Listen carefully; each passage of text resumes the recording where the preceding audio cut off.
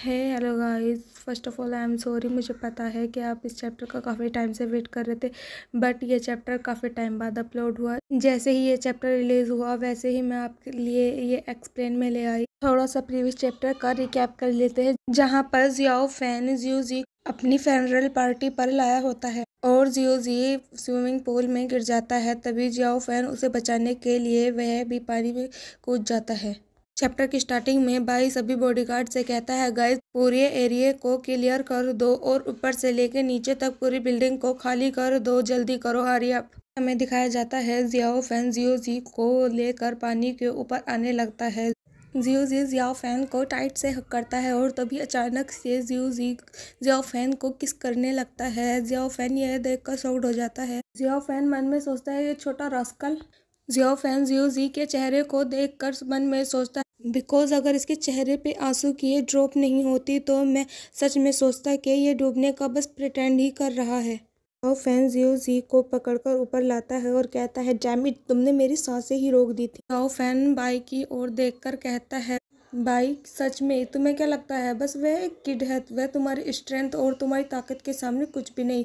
तुम्हें क्या लगा वह तुम्हारे धक्के को संभाल सकेगा। भाई जियाओ फैन से टॉवल को फेंकते हुए कहता है, अपना चेहरा छिपाओ, यहाँ जो हंगामा चल रहा है सबकी नजरें इधर उधर टिकी होंगी, फिलहाल तुम्हारा यहाँ से जाना मुश्किल है। भाई जियाओ फैन से कहता है, ठीक है तो मैं अपने ओल्ड मैन के कमरे में जाऊंगा और वहीं पर चेंज करूंगा और खुद को छुपाऊंगा। जियाओ फैन भाई से कहता है, भाई क्या तुम मेरी एक हेल्प करोगे, इस किड को मेरे रूम में ले जाना और इसे मेरे क्लॉथ देना चेंज करने के लिए, कहीं इसे कोल्ड ना हो जाए। यह कहकर जियाओ फैन वहां से चला जाता है। भाई जियाओ फैन के जाते ही जियोजी से कहता है, अब प्रिटेंड करना बंद करो। जियोजी अपने बालों को ऊपर करते हुए कहता है, बट मैं प्रिटेंड नहीं कर रहा था, मुझे सच में ही स्विमिंग नहीं आती।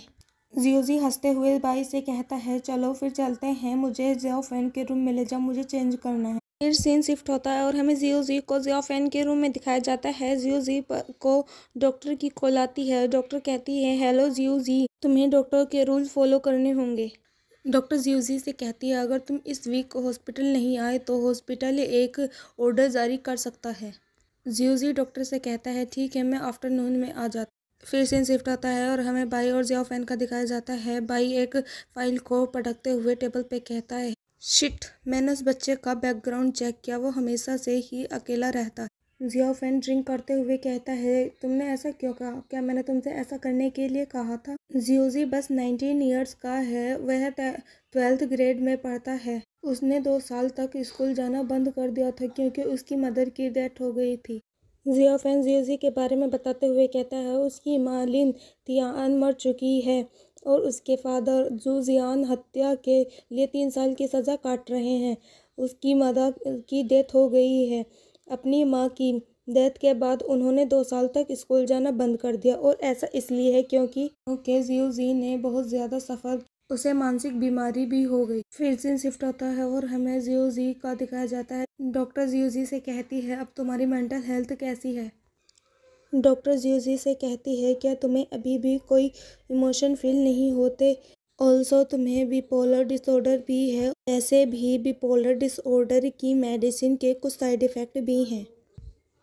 डॉक्टर जियोजी से कहती है, लेकिन यह सुनिश्चित करने के लिए कि तुम ज़्यादा इमोशन का अनुभव ना करे, मैं आपकी डोज नहीं बदलूंगी। मुझे चिंता है कि तुम वैसे ही बिहेव करोगे जैसे कि तुमने 2 साल पहले किया था। डॉक्टर जियोजी से कहती है, तुम रिसेंटली स्कूल में कैसे बिहेव कर रहे हो, तुमने किसी को अपना कंट्रोल खोकर मारा या पीटा तो नहीं।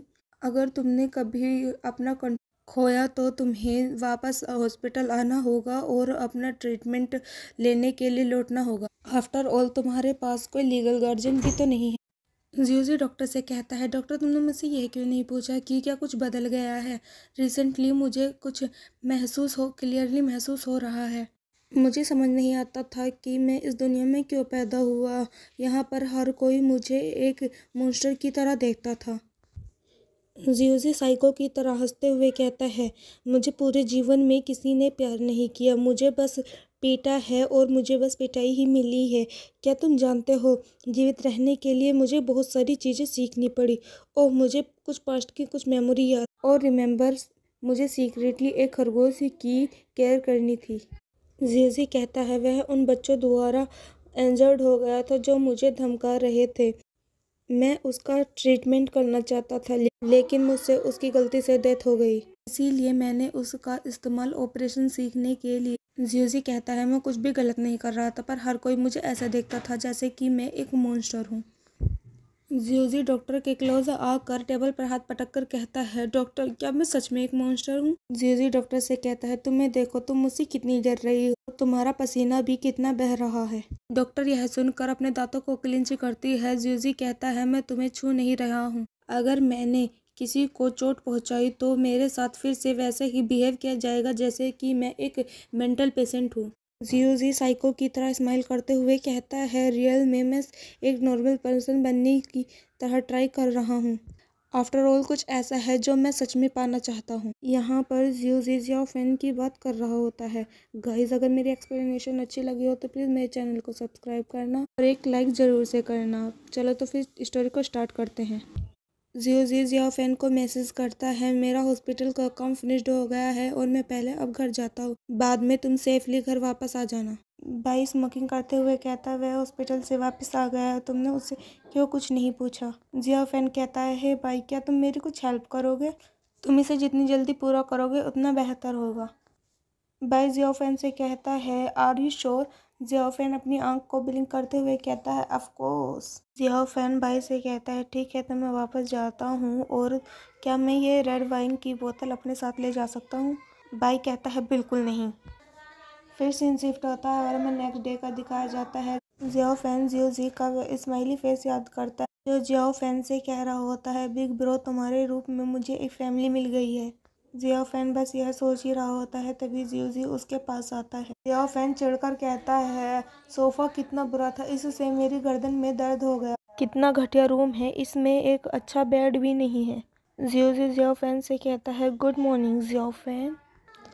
जियाओ फैन चिढ़कर कहता है, क्या मैंने तुमसे ये नहीं कहा था कि तुम मुझे बिग ब्रदर कहकर बुलाओगे? जियोजी कहता है, तुमने मुझे क्लास में कहा था कि तुम 17 इयर्स के हो, तो यह अच्छा नहीं है कि मैं तुम्हें स्कूल में बिग ब्रदर कहूँ। जियोजी स्माइल करते हुए कहता है, मैं तुम्हें बिग ब्रदर तभी कहूँगा जब हम दोनों अकेले हों। जियो फैन चिढ़कर कहता है, मुझे बस जियो फैन मत कहो और मुझे बस बिग ब्रदर ही कहो। यहीं पर हमारे ये चैप्टर एंड हो जाता है। अगर मेरी एक्सप्लेनेशन अच्छी लगी हो तो प्लीज़ मेरे चैनल को सब्सक्राइब करना और एक लाइक तो ज़रूर से करना, और इसका नेक्स्ट चैप्टर जब अपलोड होगा तब मैं इसको एक्सप्लेन कर दूँगी। तब तक के लिए वेट करना और till then stay with me. Bye bye. मैं प्रिंसेस, बाय बाय।